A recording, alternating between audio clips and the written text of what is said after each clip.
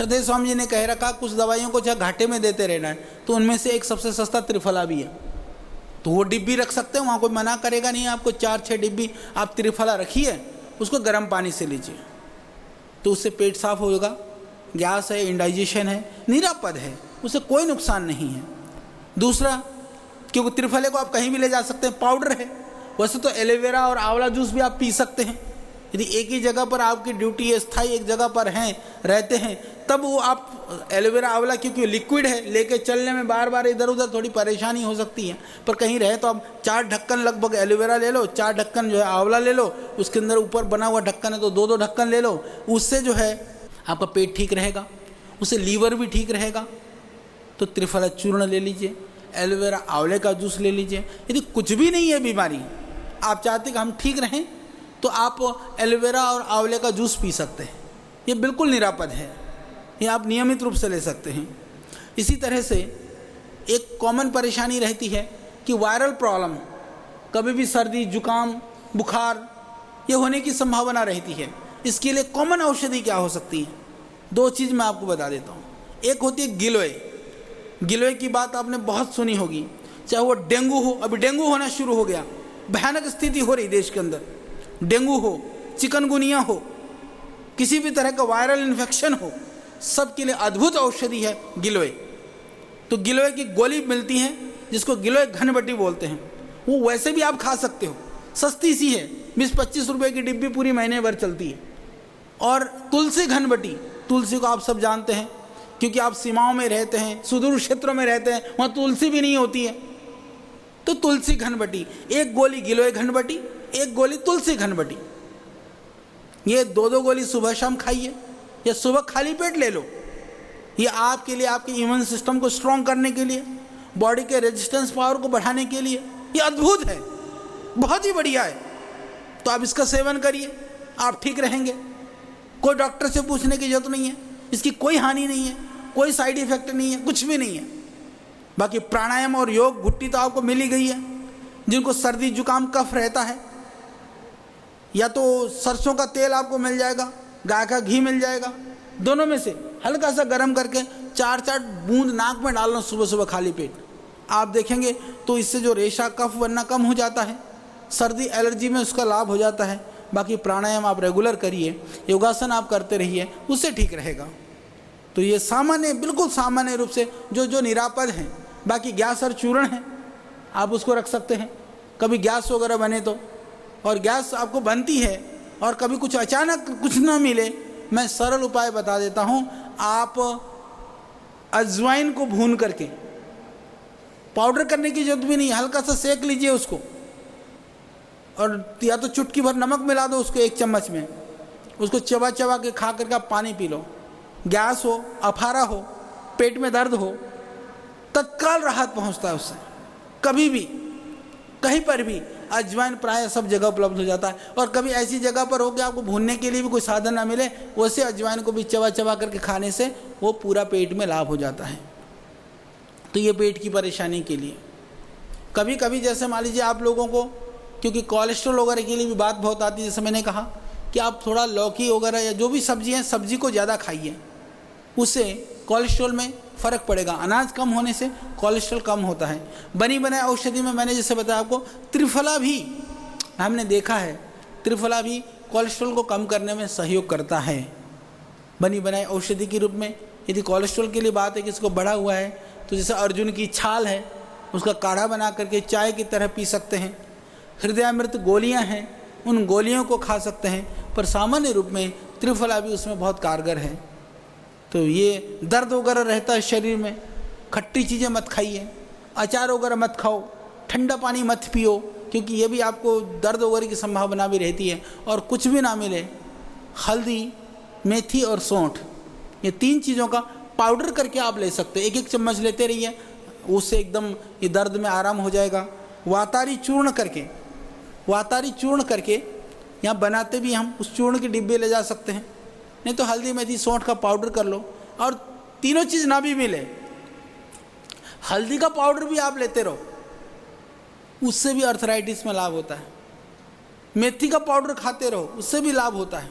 और जिनका कोलेस्ट्रॉल बढ़ा हुआ है उनके लिए मैं बता दूं आपको एक दवाई, उसके लिए आप ऐसा कर सकते हैं कि जो लहसुन है, क्योंकि लहसुन तो आप रख सकेंगे वहाँ, तो लहसुन को आप 3-4 कली को ले लीजिए, कली को लेकर के उसको छिलके को उतार लीजिए, छिलके को उतार करके, क्योंकि लहसुन खाने वाले के शरीर में से बदबू आनी शुरू हो जाती है कई बार, वो अच्छा नहीं लगता है, तो आप क्या करें, उसको कली को उतार करके 2-3 टुकड़े करके एक पानी पे एक बर्तन में भिगो दीजिए रात को। तो उस पानी को नहीं पीना है आपको, उस लहसुन को खाना है। उस लहसुन को खाने से फिर क्या होगा कि आपको वो बदबू भी नहीं आएगी, तो कोलेस्ट्रॉल भी कम हो जाएगा, इससे कोलेस्ट्रॉल कम हो जाएगा, बीपी में भी हेल्प मिलेगा, ऑक्सीजन लेवल बढ़ेगा, क्योंकि आपको सीमाओं में रहना पड़ता है, हाई अल्टीट्यूड में ऑक्सीजन लेवल कम हो जाता है, तो उससे लहसुन से ऑक्सीजन लेवल भी बढ़ता है, और जो गिलोय से भी ऑक्सीजन लेवल बढ़ता है, तुलसी से भी बढ़ता है। तो ये हमारी इम्यून सिस्टम को स्ट्रॉन्ग करने के लिए भी है। तो आप लहसुन भिगो करके खा सकते हैं, तो इससे बदबू भी नहीं आएगी और आपको जो है वो लाभ भी पूरा मिलेगा कोलेस्ट्रॉल के लिए। और जिसको डायबिटीज़ वगैरह की लगता है, या मेथी जैसे आपको कहीं दर्द लगता है, मेथी जैसे मैंने आपको बताया वो अद्भुत है, उसको आप रात को भिगो करके भी खा सकते हैं सुबह, क्योंकि चबा करके खाने में भीगी हुई मेथी चबा करके खाया जा सकता है, कच्ची वाली क्योंकि हार्ड होती है, चपती नहीं है, या भून करके थोड़ा हल्का पाउडर करके रख सकते हैं आप। तो मेथी का प्रयोग करिए, शुगर के लिए बहुत लाभकारी है। तो ये सामान्य उपायों को आप करिए। बस बड़ी बात यह है कि जो चीज़ भी आपको मिलता है, जो भी आप खाते हैं, आप उसी को ही औषधि बना सकते हो, ये आपके हाथ में है। वो औषधि आहार कैसे हो सकता है ये मैंने आपको सामान्य रूप से निर्देशित कर दिया है। इतना करिए, कोई छोटी मोटी बीमारी आ भी गई हो, बड़ी भी आ गई हो, तो भी योगासन प्राणायाम जितना आपको समय मिलता है, जितनी अनुकूलता हो सकती है, आप ज़रूर करिए। और आपको ही नहीं, और अब आपको तो दूसरे भाइयों को भी कराना है, और परिवार में भी सबको प्रेरित करिए, क्योंकि यह बिना पैसा खर्च किए, बिना कहीं जाए, यह एक ऐसी संजीवनी हमको मिली है, इसको आप जितना बांटेंगे इतना यह आरोग्य बढ़ेगा। मोटापे के लिए देखो, मोटापे के लिए तो मैंने जो आहार आपको बता दिया ना, मोटापा देखो कहीं आसमान से नहीं टपकता। दुनिया में मैंने जो देखा ना, 2 बातें देखी। हर मोटा आदमी कहता है कि मैं कुछ नहीं खाता फिर भी मोटा हूं, और हर दुबला आदमी कहता है मैं सब कुछ खाता हूं फिर भी दुबला हूं। पर कहीं ना कहीं आहार में गड़बड़ है, इसलिए दुबला दुबला है, मोटा मोटा है। तो आहार में जैसे मैंने कहा कि कंट्रोल एकदम करिए, इससे बहुत फर्क पड़ेगा। जो त्रिफला का जो प्रयोग मैंने बताया आपको, रात को उसको त्रिफले को गर्म पानी से भी ले सकते हैं। जो ज़्यादा मोटे लोग हैं उनके लिए अच्छा है कि 2 चम्मच को लगभग 2 गिलास पानी में भिगो दीजिए, सुबह उबाल करके 1 गिलास बचे, गरम गरम काढ़े की तरह से थोड़ा सा उसमें शहद मिला करके भी ले सकते हैं, उसको ले लीजिए। मोटापा के लिए और थायराइड के लिए अचूक है। और जहाँ तक रही बवासीर की बात, पाइल्स के लिए मैं एक बात बता दूँ आपको, जो बवासीर होती है ना, पाइल्स जिसको बोलते हैं, ये पाइल्स अपने आप में कोई बीमारी नहीं है, ध्यान सुनना, ये बीमारी का साइड इफेक्ट है। जिसको कब्ज ना हो, जिसका पेट खराब ना हो, जिसको इंडाइजेशन की प्रॉब्लम ना हो, उसका पाइल्स हो जाए ये कोई ज़रूरी नहीं है, बिल्कुल भी मुश्किल है। तो जब पेट खराब रहने लगता है, पेट की गड़बड़ी से ही बवासीर की बीमारी होती है। इसके लिए ज़रूरी है कि आप कब्ज ना रहने दें। कब्ज ना होने से आप हार्ट जैसी बीमारी से भी बच सकते हैं, तो ये ध्यान रखने की ज़रूरत है। तो आप लोगों को बस ये ध्यान रख लीजिए, कब्ज ना रहे, जैसे मैंने कहा आहार का ध्यान रखें, तो बहुत सारी बीमारियां आपकी इससे ठीक हो सकती हैं। तो बस इतना करिए, बस ठीक है जी। हमारी बहुत शुभकामनाएं। और पतंजलि योगपीठ आपका है, आपका परिवार है, और आप कभी भी इसी तरह से आएँ। और अभी सेवा में हैं, कभी भी आएँ, सेवा मुक्त हो जाएँ तभी आ जाएँ, फिर सेवा के लिए आ जाएँ। तो हमारी बहुत शुभकामनाएं, बहुत बहुत धन्यवाद। मैं सुनील जोगी जी को इनवाइट करूंगा, वो आपको कुछ कविता पाठ करके सुनाएंगे। भाई सुनील जोगी जी ये पद्मश्री हैं, उत्तर प्रदेश में मंत्री भी हैं, ये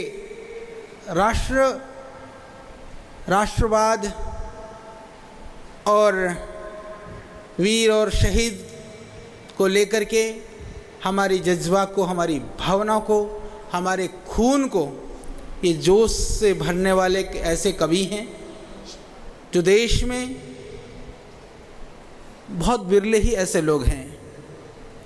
तो आपका भाग्य है कि आज भाई हमारे पास आए थे।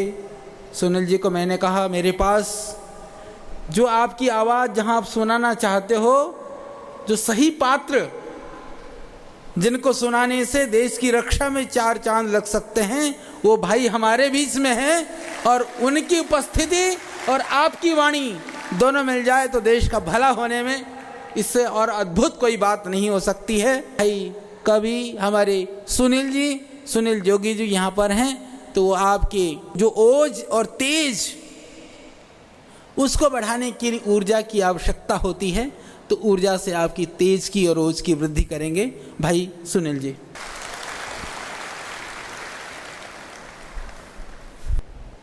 पतंजलि के इस पावन तीर्थ जैसे प्रांगण में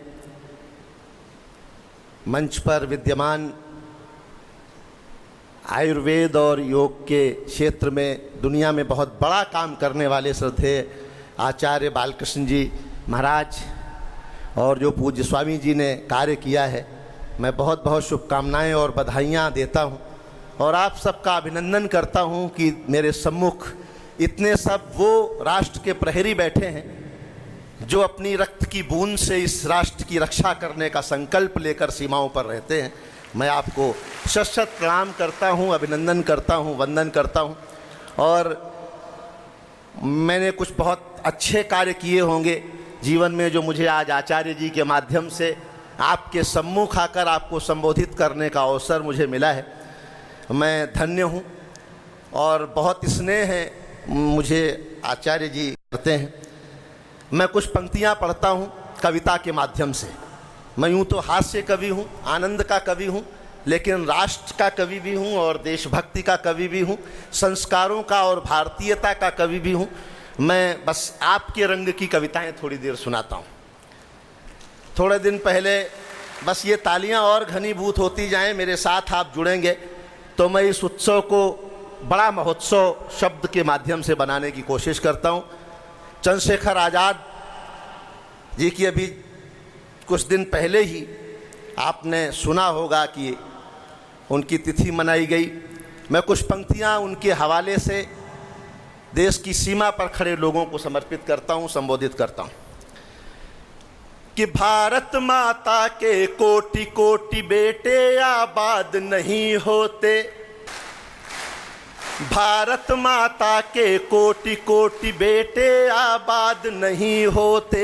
इस अमर तिरंगे के सारे रंग जिंदाबाद नहीं होते।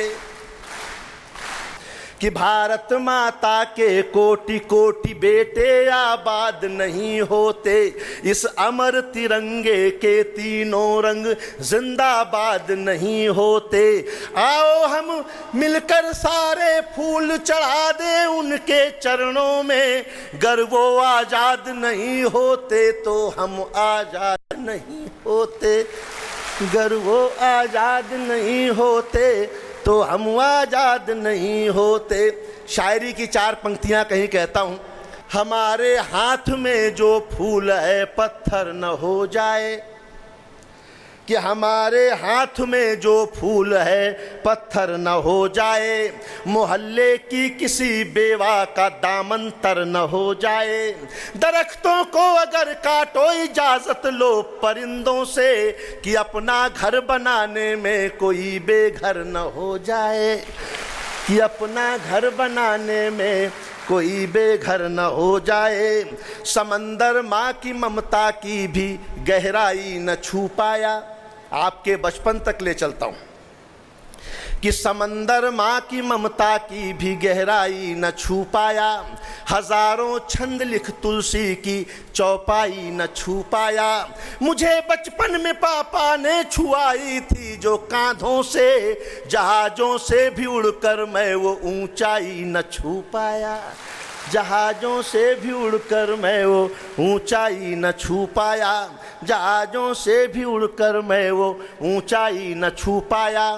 और जब जब कहीं सियासत शहादत को कई टिप्पणी करती है, गलत बयानी करती है, तो 4 पंक्तियां मैं आपकी पैरवी करते हुए सियासत की तरफ बोलता हूं। आप समझें तो मुझे समर्थन करना कि मुकद्दर में किसी के हूर और अंगूर होते हैं, हमारे ख्वाब रोटी के भी चकनाचूर होते हैं, हमारे ख्वाब रोटी के भी चकनाचूर होते हैं, जवां सरहद पे गोली खा के भी गुमनाम रहते हैं, सियासतदार जूते खा के भी मशहूर होते।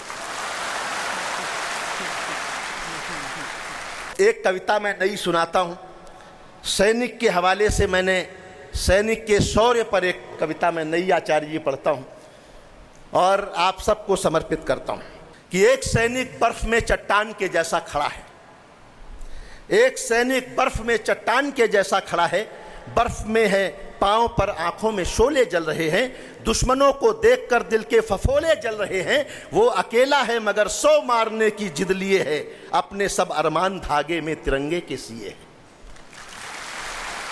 वो अकेला है मगर 100 मारने की जिद लिए है, अपने सब अरमान धागे में तिरंगे के सिए है, धूप हो सर्दी हो या बरसात हो वो हर पल डटा है, गोलियों की गूंज से भी कब भला पीछे हटा है, जानता है खून की मां को जरूरत पड़ गई है, तोप के आगे तभी तो उसकी छाती अड़ गई है, एक झटके में सभी संबंध खोना चाहता है, मौत की बाहों में वो चिरनींद सोना चाहता है सिपाही फर्ज में लेकिन वो मंत्री से बड़ा है। एक सैनिक बर्फ में चट्टान के जैसा खड़ा है सिपाही फर्ज में लेकिन वो मंत्री से बड़ा है, एक सैनिक बर्फ में चट्टान के जैसा खड़ा है, कह रहा है इस जमीन पर गैर को आने न दूंगा, कह रहा है इस जमीन पर गैर को आने न दूंगा, इंद्र का झंडा भी इस धरती पे फहराने न दूंगा, इंद्र का झंडा भी इस धरती पे फहराने न दूंगा, दुश्मनों को देश की मिट्टी कभी छूने न दूंगा, खून का हर एक कतरा मर भले जाऊं तिरंगा हाथ से गिरने न दूंगा, खून का हर एक कतरा इस वतन पर मार दूंगा, मौत रोकेगी मुझे तो मौत को भी मार दूंगा, खून का हर एक कतरा इस वतन पर वार दूंगा, मौत रोकेगी मुझे तो मौत को भी मार दूंगा, शेर हूं मैं सिंघनी के पेट का जाया हुआ हूं, अपने सर पर बांधकर तेरा कफन लाया हुआ हूं, अपने सर पर बांधकर तेरा कफन लाया हुआ हूं, मैं अगर मर जाऊं तो कहना न सूरज ढल रहा है, भारिया के पेट में एक और सैनिक पल रहा है, भारिया के पेट में एक और सैनिक पल रहा है, आएगा बदला चुकाने वो हमारा लाडला है, एक सैनिक बर्फ में चट्टान के जैसा खड़ा है, एक सैनिक बर्फ में चट्टान के जैसा खड़ा है, नौवधू के मांग का सिंदूर सीमा पर खड़ा है, सीमा पर कौन कौन उसके साथ है कि नौवधू के मांग का सिंदूर सीमा पर खड़ा है, बेत 90 साल के दादा का सरहद पर अड़ा है, लॉन्चर के सामने माँ की दुआएं लड़ रही हैं, राखियां बहनों की रॉकेट को तमाचा जड़ रही हैं, दोस्त कहते हैं कि हम भी आ रहे हैं और मारो, माँ का आंचल छूने वाले दुश्मनों के सर उतारो, आज रणचंडी समर में खून की प्यासी खड़ी है, देश की रक्षा से बढ़कर क्या कोई सेवा बड़ी है, देश की रक्षा से बढ़कर क्या कोई सेवा बड़ी है, अपना सीना तान तोपों के दहानों से लड़ा है, एक सैनिक बर्फ में चट्टान के जैसा खड़ा है।